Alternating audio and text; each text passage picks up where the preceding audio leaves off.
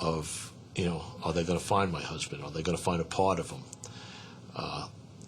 Half of them, they never found anything.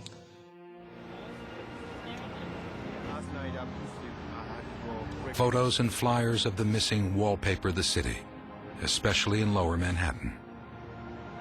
If anyone has any idea, or if they've seen him or knows where he is, to call us. He's got two little babies. Two little babies. You still see the faces. You know, the people put up faces of their loved ones, pictures. The park where the kids were playing, where it was now littered with photographs of loved ones. And you looked at those each and every day, and, you know,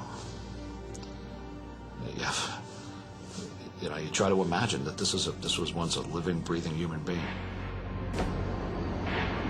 2,740 people will be confirmed dead at the World Trade Center, including 157 who were aboard the two planes that hit the towers. At the Pentagon, the death toll is 189, including the 64 passengers and crew from Flight 77. And in Shanksville, Pennsylvania, there are 44 dead.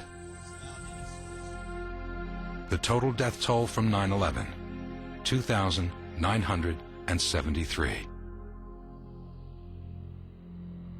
In the weeks that follow, Americans struggle to find their footing in a new world known as post-9/11.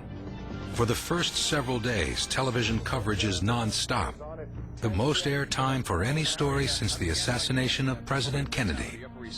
Within a week, the broadcast networks return to regular programming.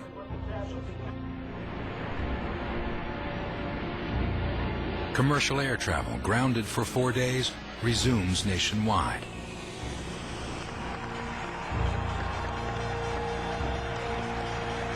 And the New York Stock Exchange reopens after a 6-day shutdown, the longest since the Great Depression. In October, a terrorist mails letters contaminated with anthrax to members of the U.S. Senate and the media. That same month, President Bush signs the Patriot Act into law, giving the federal government new powers to combat terrorism. And American military forces prepare to invade bin Laden's sanctuary, Afghanistan. It is the epic battle that Osama bin Laden had hoped for. But bin Laden vastly underestimates the American military. Kabul falls on November 13, 2001. Yet bin Laden manages to slip across the border into Pakistan. He's hiding someplace in Pakistan, probably on the border, and he's being hosted by Afghan and Pakistani tribals who live in that ungoverned area. He's welcomed there because he's a hero to them now. He defies the world in the name of Islam. He's bigger than life because he's eluded us. And he has money.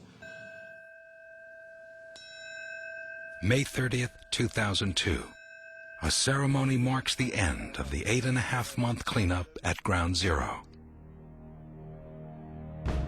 On the 1-year anniversary of 9/11, Pakistani authorities arrest Ramzi bin al-Shibh after a gunfight in Karachi.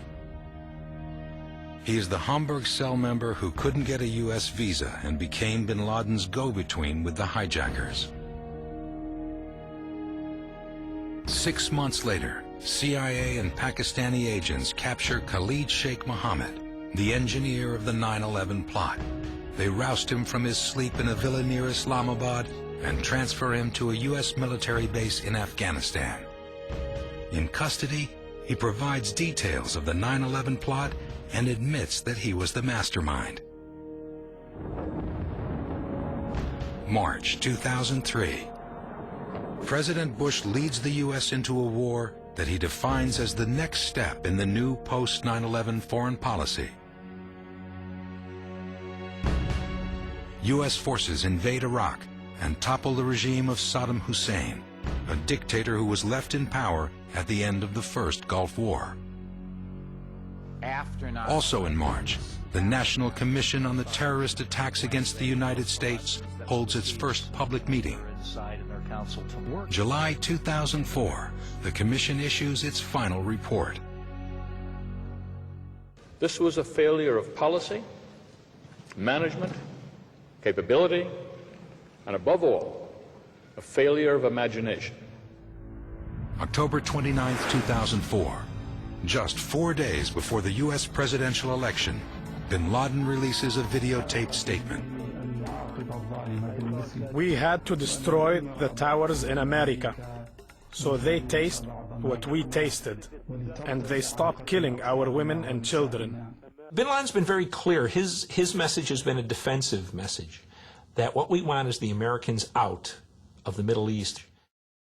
This is Osama bin Laden legacy. The man who dared to actually to say to the American, you interfering in our business, we will interfere in your business. You are killing our people, I am killing your people. In many ways, Osama bin Laden has achieved what he originally set out to as a young mujahideen. Even if bin Laden is killed or captured, there is sufficient momentum for the jihad campaign against the West to continue, because he has galvanized a movement that will certainly outlast him. I heard it repeatedly after the '93 World Trade Center bombing by saying they didn't kill enough people. It wasn't said by militants, it was said by FBI agents. They didn't say it because they wanted more blood, but they understood that it would take more blood in order to get the government to react. And now I'm hearing other FBI and other officials say to me, Steve, we're going to need another 9/11.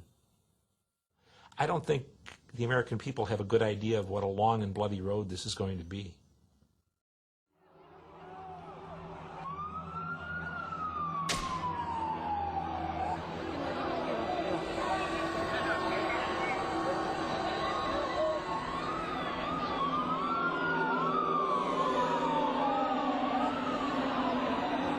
Since 9/11, that long and bloody road has become bloodier still.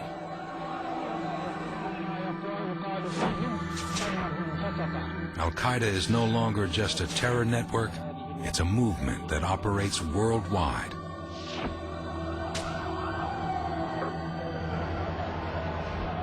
October 12, 2002. A series of bombs hit a nightclub district in Bali, Indonesia.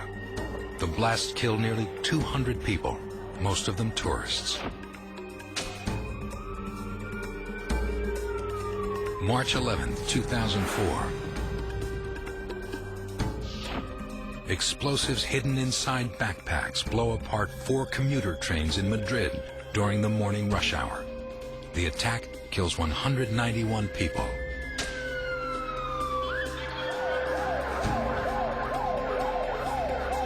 July 7, 2005. Bombs tear through 3 underground trains and a double-decker bus in downtown London. At least 55 people are killed.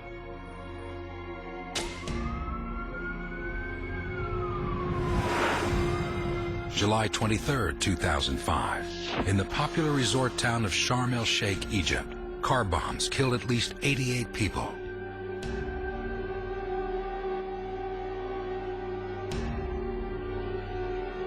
It was sometime in November 2001 when Osama bin Laden met with a Pakistani journalist in a mountain hideout in Afghanistan. In the distance, the two men could hear the sounds of U.S. bombs and anti-aircraft fire.